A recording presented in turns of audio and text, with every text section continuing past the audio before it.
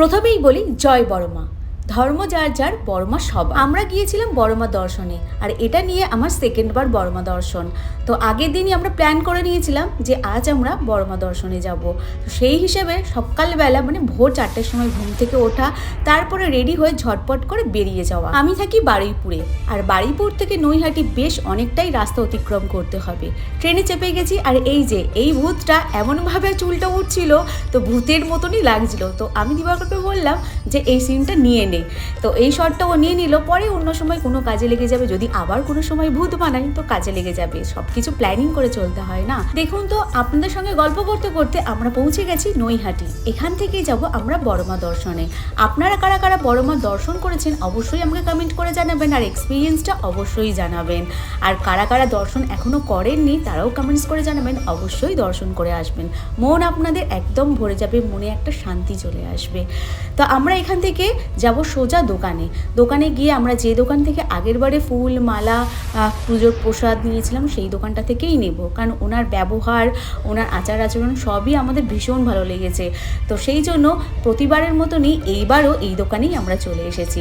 এখানে আমরা জুতো টুতো রেখে ডালা নিয়ে এবার চললাম লাইনে। ব্যাস এইখান থেকেই হলো প্রবলেম শুরু। আমরা আগেরবারে লাইন দিয়েছিলাম একদম মন্দিরের সামনে থেকে, প্রায় 50 জনের পিছনে হবে লাইন পড়েছিল, খুব ভালোভাবে পুজো দিয়েছিলাম। বাট এখন সবাই বললো যান আরও হেঁটে যান, 2 কিলোমিটার হেঁটে যান, তারপরে পাবেন লাইন। খুব ভালোভাবে পুজো দিয়েছিলাম, এবারে এত লম্বা লাইন, বাপরে বাপ। ভোরবেলা এলেই ভালো হতো, ভোরবেলা এলে ভালো হতো, পুজো অনেক আগে দিয়ে দিতে পারতাম। সত্যিই তাই, একদম ভোরে এলে খুব ভালো হতো। মানে যে টাইমটায় আমরা ঘুম থেকে উঠেছিলাম সেই টাইমে ট্রেনটা ধরলে হয়তো এতটাও ভিড় হতো না।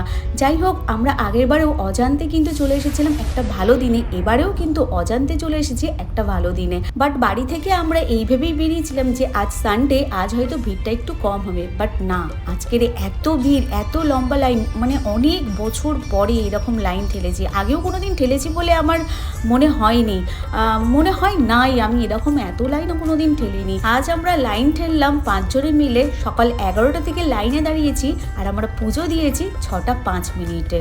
উফ, অনেক বড় একটা এক্সপিরিয়েন্স হয়ে গেল। বাট মাকে দর্শন করে মন একদম ভালো হয়ে গেছে। তো চলুন দেখতে থাকুন, আপনাদের ভীষণ ভালো লাগবে। জয় বড়মা। আর হ্যাঁ, একটা কথা তো বলতে ভুলেই যাচ্ছি, যেটা মেন কথা, মেন বক্তব্য আমার, মন্দির কর্তৃপক্ষকেই আমি উদ্দেশ্য করে এই কথাটা বলবো।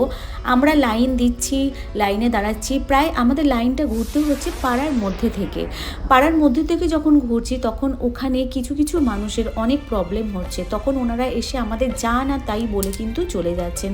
তো আপনারা একটু লক্ষ্য করবেন